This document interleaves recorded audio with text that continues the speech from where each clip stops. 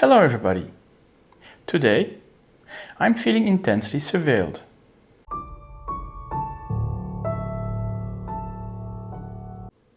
This is Stef from Samayas and welcome to my channel. So I got my hand on this Ajax turret camera with 5 megapixels and a 4mm lens. At a first sight, it's a good looking camera, it's relatively small, and there's also a black version. So who's Ajax? Well, for the developers out there, Ajax is not Ajax Systems, of course. The first stands for asynchronous JavaScript and XML, while the second is a Ukrainian company that started with alarm systems, but now also has video surveillance and automation devices. Then, of course, for the football fans, there's also a Dutch football team called Ajax. So this camera is quite small compared to other models. You have 2 cables, an RJ45 and a power plug, and you can choose how to power it on. And on the back you also have 2 screws and you can install a micro SD card for storage. The Ajax camera gamma was released in 2023. Ajax seem to have designed this camera themselves to have a total control of things. Now for management, you either have the Ajax app or the Ajax Pro app for Android or iPhone, and there's also an Ajax Desktop and Ajax Desktop Pro version for both Windows and Mac. Personally, as a tech guy, I find this camera a piece of crap. It is listening on port 80, but that's it. No web interface or no access compared to 95% of the other cameras on the market. But then again, if you're less tech savvy, maybe this is just perfect. If you're an alarm system installer and you're a master in your domain, but networking and cameras is new to you, well, you just need to plug it in a 12-volt power plug or through a PoE switch, or if you're a home user, doing it yourself. Now, if you already have an Ajax alarm system, adding and integrating this camera is the next logic step. You probably already have the app on your phone, and then having a total view of the place you want to secure in one app makes perfectly sense. Also, if an alarm is triggered for a specific zone, and in that zone there's also a camera present, the integration and recording and signaling is much easier than with a typical non-integrated camera system with that alarm system. Also, the way Ajax handles security is completely centralized. You connect through an app or a desktop app through a centralized system, and they manage the access throughout the individual cameras. Well, if you're a professional and you manage non-Ajax cameras yourself, you need to make sure that each of those cameras has a unique password. This, of course, makes things quite complicated. Too much times, have cameras either have had the default password or no password at all, if that's still possible. If on site you set up an NVR, you can configure the NVR to connect to each of those cameras and let the NVR handle the cameras and the passwords. If, however, cameras are also accessed individually, too often will all the cameras use the same password on the same site or even between sites. Ajax, by their design, eliminates that risk. However, the downside of the whole setup is that normally you can't access the camera at all if you don't have an internet connection. Your site needs to stay internet connected for you to be able to view this camera. There is, however, one small tweak. You can configure your camera as an ONVIF server, and then there you can still add a local user that can access the camera to an RTSP feed.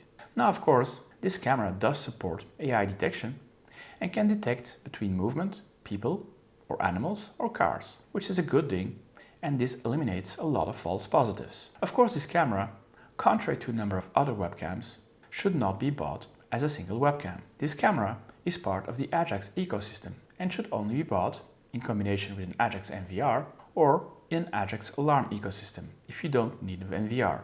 This camera, like lots of other cameras, does support local storage through microSD. So instead of using a centralized NVR, you can just store it locally.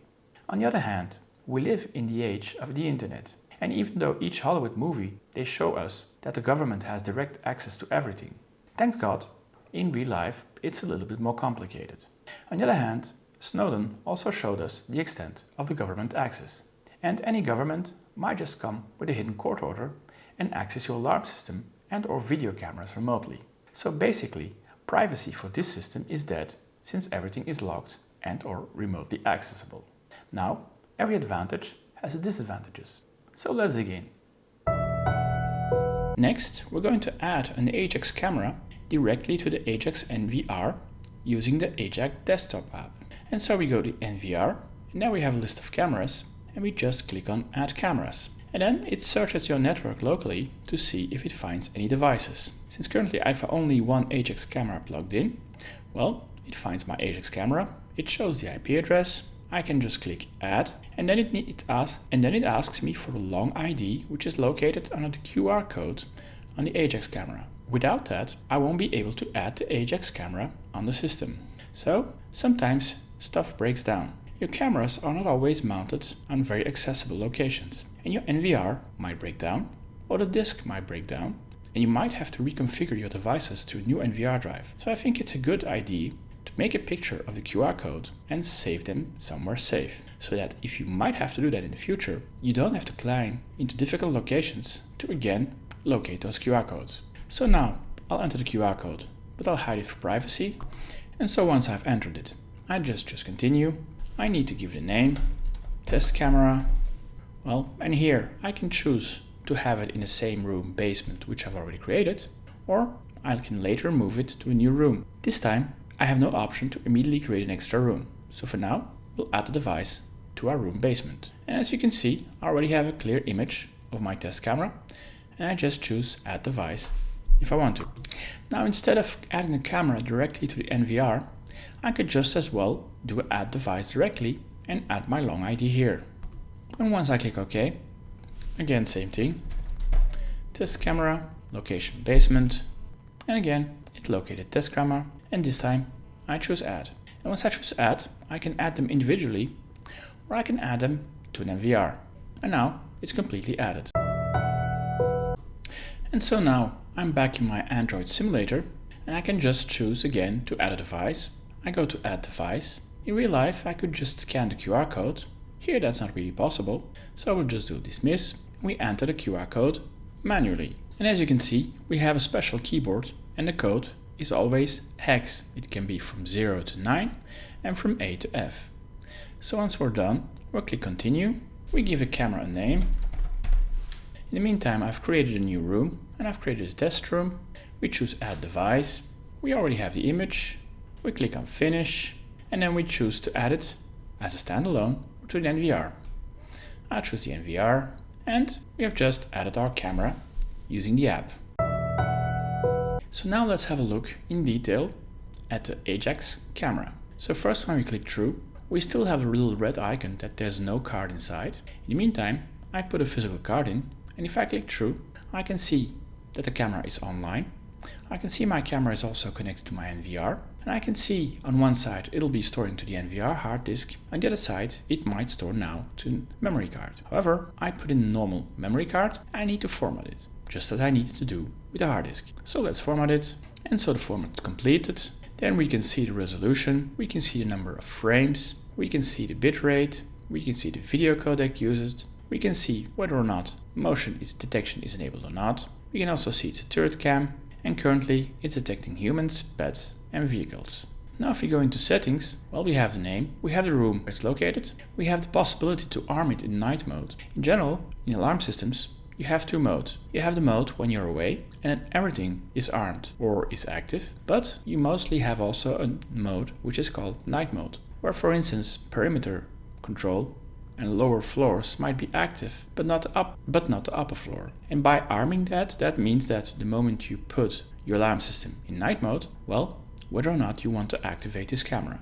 Next we have the recording preferences. Well, we have the memory card and we have the NVR, and we can choose to record to memory card and to NVR. If you go to memory card, we can choose to detect continuously or on detection or on a scenario or never. For instance, we might choose to record continuously on the memory card and only scenarios on the NVR, or vice versa. Also, we can enable recording continuously or when armed. Same thing for the NVR. We can choose detect or on scenario, and we can enable recording always or when armed.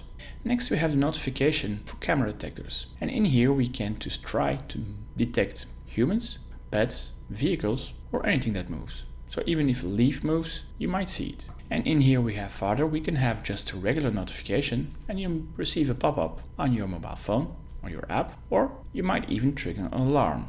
And then if one of those detections is activated, you can again choose always send the warning or only when the camera is armed. And finally, you have an interval. You can specify the number of seconds that an object must be detected, 2, 5, and the interval in reporting. Next, we have the detection area. We can enable motion detection or not. And once we enable motion detection, we can choose what you want to have detected. First of all, we can specify the zone which we want to detect. So if something happens in the white area, there will be no detection trigger. If something happens in the green area, it will be detected. And that again depends on the type of scenario you want to have detection on. If you want to modify that, you go to adjust the zone, and here you have either the green to add or the remove to remove part. And finally, you apply. Next, we have the threshold, which means that depending on how close or how far and what kind of objects you're trying, you might have to make it more sensitive or less sensitive. In the same ID, we have the area of occupied detection. Depending on how close and how far and the size of the objects you want to detect, here again, you might make them bigger or smaller. That's something you need to play around to see if your detection is fine-tuned enough. Next, we have the video stream settings. And in here, we can choose the codec, we can choose the resolution, we can make it higher or smaller. Of course, if we lower the resolution, we will need less storage space, but it will be less clear. We can specify the frame rate. 25 is quite good, but sometimes if you have a lower internet connection and you still want to see it correctly, you might lower it. Again, if you lower the frame rate, that means that the recording space needed is smaller. Next, we have the choice between using constant bitrate or variable bitrate. The pros of using constant bitrate is the predictable file size. Every time you record, you will be using X amount of bits. The downside is that you're losing disk space. And of course, it's less efficient to store. The advantage of variable bitrate is that you have a better overall quality for the same file size. Depending on the size of movement on your system, if you have almost no movement, that means that at that time you will be storing less. While if you have movement, at that time you will still capture it. And so out of the box, variable bitrate is selected. Next we have a bitrate of 4096 or 4K. And here again, if you want to have less storage used or you need less quality, you could lower it. Next, gop length is a complex mechanism which refers to the number of frames between two keyframes in a video stream. It's a key concept in video compression, especially in formats like H.264 and H.265. And so if you have a shorter gop length, you have a higher bitrate and so larger files. And if you have a longer gop length, you have a lower bitrate and smaller files, but better compression. And finally, we have the VBR quality, or variable bitrate quality. Instead of using a fixed bitrate, the variable bitrate adjustment is dynamic to maintain a consistently perceived quality. So if there's more movement, it's higher, and it's directly related to the previously variable bitrate type. And if you look carefully, we first have a mainstream, and then we have a substream. On a lot of cameras, the mainstream is used for recording and is having high quality, while the substream is lowered and is used for visualizing that on a mobile device or on a remote device, where you still want to see, but you need less quality. Next we have the image settings, and depending on your location, you can choose the brightness, and it also depends whether or not your device is indoor or outdoor, where you might need to tweak. You can play with the color saturation, you can play with the sharpness of some things, and finally you can use contrast. And then depending on how you had to mount your camera, you can even choose to have a flip of 180 instead of having to turn around the camera, or if you mounted it incorrectly. And the wide dynamic range is a camera feature that allows to capture scenes where part of the image is very bright and the other part is very dark at the same time. And here again, you can play around to make your image clear or not. And then we have the ER mode. You can have it in off. If, for instance, your camera is mounted indoors and there's always light, or if your camera is mounted outdoors and there's always light, or you can have it by default in auto mode, and then if light drops enough, the infrared mode will automatically be activated. There might also be scenarios, even though your camera is mounted outside, that you have an external infrared source and that you don't need the camera infrared. Or you have a custom, where you can specify, depending on the light source, the infrared activates or not. The exposure mode determines how the camera sets the exposure, the amount of light reaching the sensor, so that the image is neither too bright or neither too dark. That again depends on where your camera is located and how much light that rooms receive or not. Out of the box, it is set to automatic. If you go to manual, you can choose between 1200 versus 110.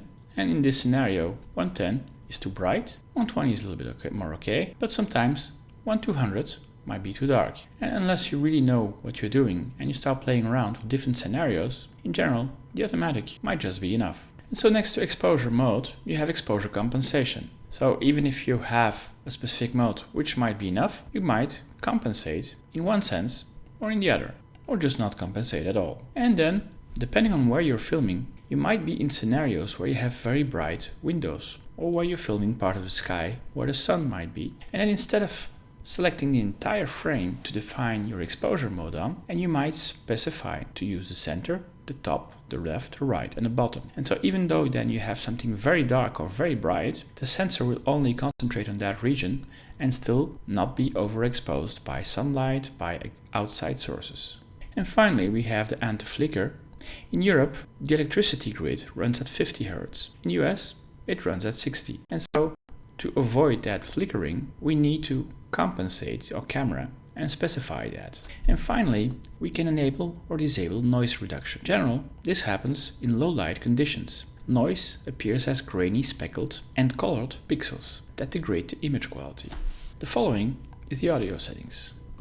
Out of the box, it's disabled, but we can enable it and we can specify onto which codec we want to register, and so we can record and or listen in if something happens in the room, inside or outside. And when recording, depending on the codec, the bitrate changes, and also depending on the codec we choose, we might potentially change the bitrate. Of course, again, the higher the bitrate, the more storage we need. And if it's enabled, and depending on the noisy level outside, we can play with the mic gain, which is to record higher or lower. It's just like a volume button. Another important feature is what we call privacy zones. And it might as well be on the inside or the outside. If you put a camera on the outside, for instance, you don't want to necessarily film what is happening at the neighbors. Or maybe you do. But if you don't want to, you might specify a zone and not film that area. For instance, I add a zone and I don't want this zone to be filmed. And you can define multiple zones. You close it off, and out of the box that area becomes black. Next we have the firmware update on this camera, and out of the box it'll update to the latest version. Here we have a newer version, and so I choose to update that version. The camera will be rebooted, it first downloads and installs. So a couple of days later the camera is updated, I mean minutes. Now the good thing about this firmware update compared to other cameras is that here you have a completely integrated environment. If you have 10 cameras, just by a click on the button, you can update them without a problem. In general, on I think 95% of the other camera systems, you need to specifically first browse the camera, then go and find out if there's a new version, and sometimes there's an automated check on the website, sometimes it isn't. And then you need to manually update one by one those cameras. And here it's very nicely integrated. So the next step is connections, and in here per camera we can configure whether or not we're in DHCP, or we can specify a static IP address should we choose to. For the memory card we can format it. We can explicitly specify the max archive date, and it's exactly the same thing on the hard disk. Under the service we can specify time zone. Next we have the advanced settings, and again we have the cloud connectivity, and here again we can specify individually if the camera loses connection when we want to put an alarm out, and we can again specify the cloud polling interval. But as you can see, I've tweaked it before, and even though the setting is here, I think it's specifically for the entire zone. Next we have the ONVIF settings. Specifically for this camera we can allow ONVIF integration, and if you want to configure further, of course if a device wants to be connecting to this device as an ONVIF client, in general a static IP is more, but it's not required. You might use a DHCP server with static leases, and that's about the same thing. And finally here you can configure the username and password of your ONVIF server, and so we can add a username and password of type user, and so now we've enabled ONVIF specifically on this camera. And so another device can connect and retrieve data. So now I'm able to connect to my VLC player using RTSP directly to the camera, or I could use any other system which supports ONVIF. And again, we have report a problem, and we have user manual. So people of the night, this is the view you see in a perfectly dark room. And so indoors, the infrared is working quite nicely.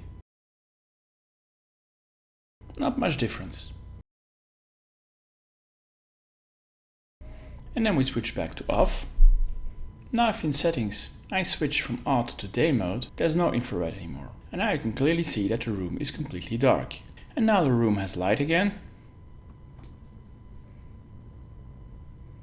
And goes back to dark.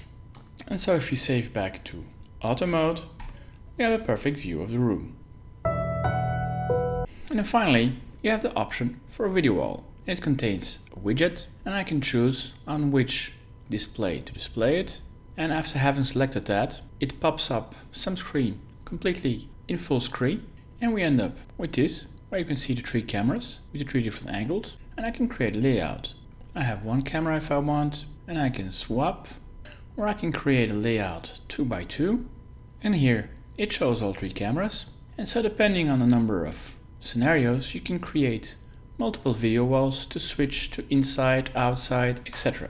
However, this is not a web app, and it's an executable you need to run on a PC or Mac in order to see that. And so once you're in the video wall, you can have a live view everywhere, or depending on the camera, we also have a nice little timer which gives you an overview of all previous events, and that for each of the cameras. And the red ones indicate that at that time the cameras were offline for whatever reason. Now in general, you might not necessarily have 3 cameras in the same location, but here, depending on the event, if you click through, all the cameras move exactly at the same time to the same event.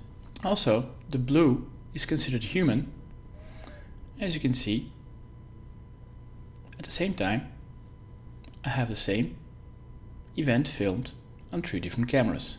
Now if I go back to my emulator, I have the 3 cameras. Let's first go to my test camera, it's the Ajax camera. And here you have clear, distinct coloring. Here a human is detected, while this is just motion. If I go to my Dahua, I only have motion.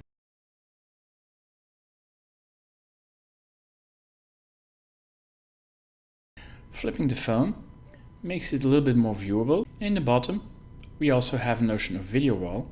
And here you have 1 main camera and 2 other cameras. Now if I look at it in the tablet, even though my tablet is horizontal, the app stays vertical. If I go to video wall, I still see the 3 cameras. However, whatever I do to flip it, but if I turn the tablet, somehow it always stays in vertical mode, which is kind of annoying. So let's do a port scan on the Ajax camera.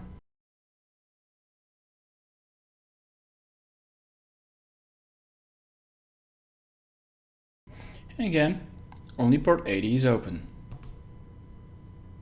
And when surfing to the IP address, nothing. Now the camera is well designed and has quite some features for the price point. Of course, this camera only makes sense if you want to be integrated in the Ajax ecosystem.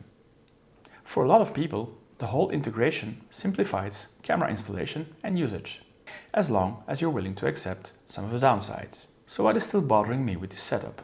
This camera works fine when viewing on a phone, but if you switch to a tablet, only the vertical mode is possible. And even though if you turn your tablet horizontally, the image stays vertical, and so you're not able to use the whole screen space. Installing the app on an Android TV isn't working either as a video wall. And then there's no direct web access to this camera. If you guys enjoy this content, please give it a thumbs up, subscribe to this channel and hit the bell sign. Or leave a comment down below.